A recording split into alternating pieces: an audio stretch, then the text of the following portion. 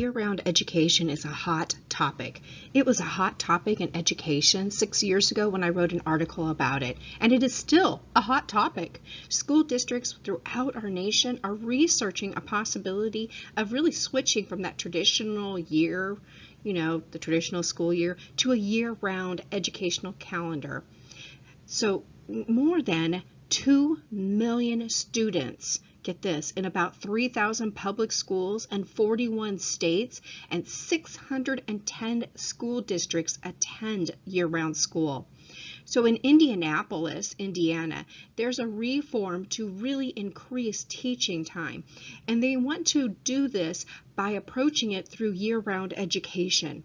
My nephews and nieces who live in that particular city currently attend a year-round calendar schedule for education.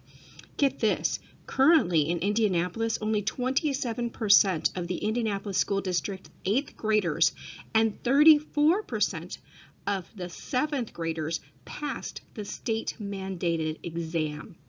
So this year-round calendar was really constituted in contrast to that outdated traditional school calendar, which is the 10-month calendar. And that 10-month calendar that we use currently is based more on a agrarian society when children were often needed during those summer months to work and to support the family farm in order to really help with the economic needs of their families. Yet educators propose that this calendar is really outdated and our society has moved away from agriculture.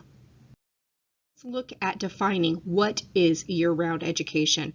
And often it's misunderstood to mean that students are going to attend school 5 days a week all year long, and that is actually incorrect. It's only a redistribution of the 10 months of the school year. So in some cases, some districts may add a few days to the school year, but not very many, approximately 20 days. And here are the options. Most of the options are seen in a 45 to 15 calendar. This is where a student is going to go to school for 45 days and then have a 15-day break before the next 45-day session. Another option is the 60-10. Same idea. We go to school for 60 days with a 10-day break between the next 60-day session. Or also the 45-15 schedule. And again, 45 days with a 15-day break. And then there's another option that many school sessions use, and that last option is the 45-10 split. So let's look at why we really want to entertain the possibility of year-round education, and it's because it's really an attempt to solve many issues, common issues and problems within a traditional school year, such as information retention.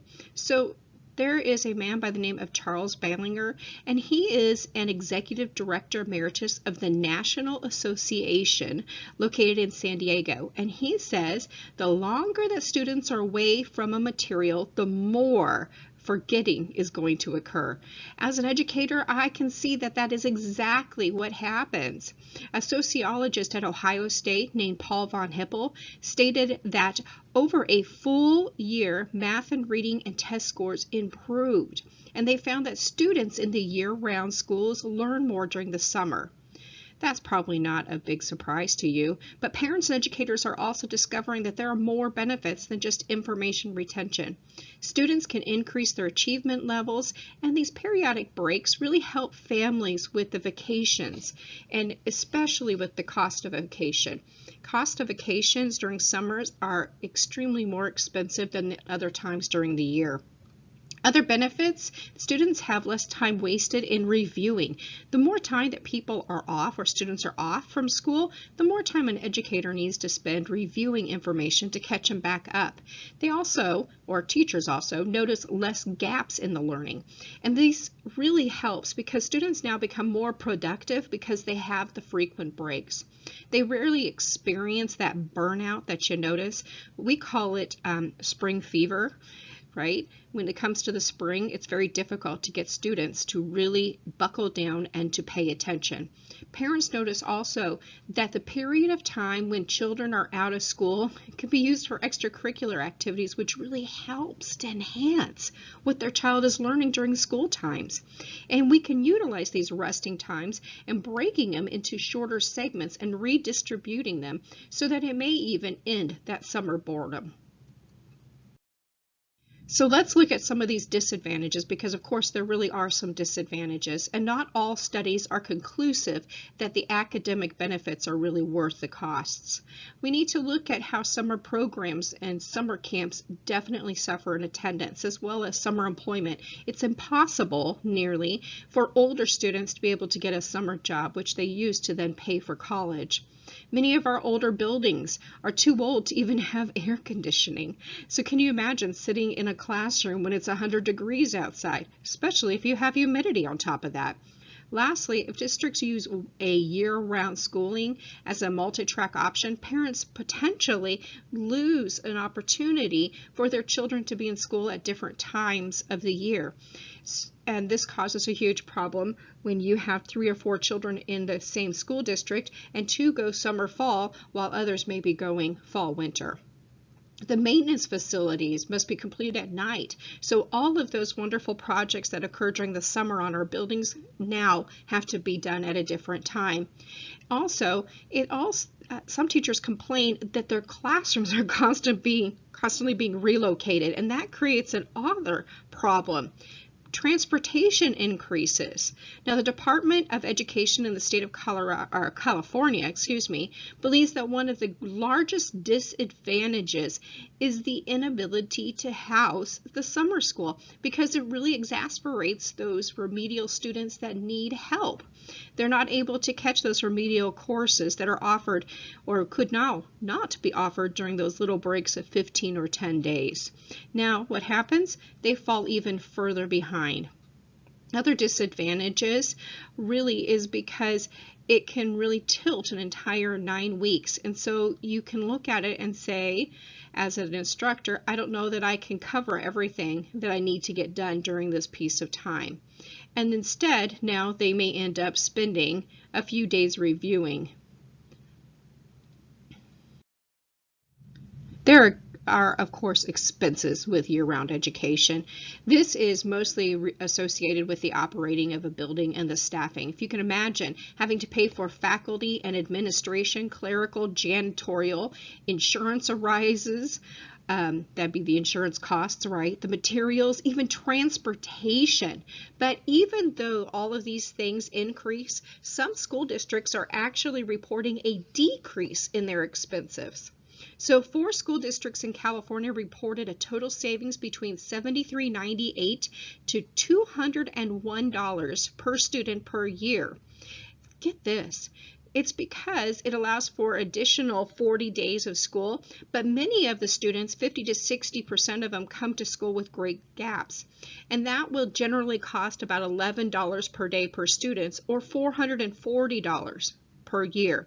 Now let's compare that to the retention cost. A retention cost for a student, in order to give them some more remedial education, can be as expensive as $6,000 a year. So now when you look at that comparison between the $440 a year to that $6,000 a year, you can see that year-round education or year-round schooling can be really effective. Other potential savings really are in the absentee rate. That daily rate decreases because the students now have what? More time off, right? So they don't need to miss time in order to attend vacations. There are vandalism. Vandalism is no longer a concern because the building is being used all year round.